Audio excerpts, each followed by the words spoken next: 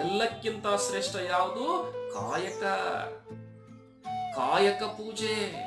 ಅದಕ್ಕ ಲಕ್ಕಮ್ಮ ಹೇಳ್ತಾಳಂತೆ, ಕಾಯಕ ನಿಂದಿತ್ತು ಹೋಗಯ್ಯ ಎನ್ನಾಳ್ದನೆ.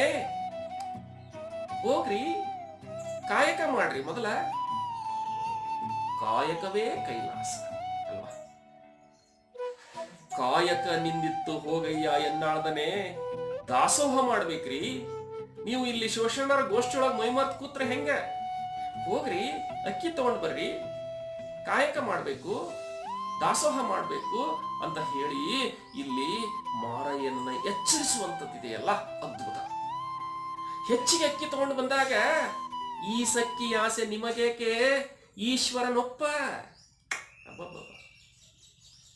ಆಸೆ ಎಂಬುದು ಅರಸಿಂಗಲ್ಲದೆ ಶಿವಭಕ್ತರಿಗುಂಟೆ ಅಯ್ಯ, ಈ ಸಕ್ಕಿ ಆಸೆ ನಿಮಗೇಕೆ?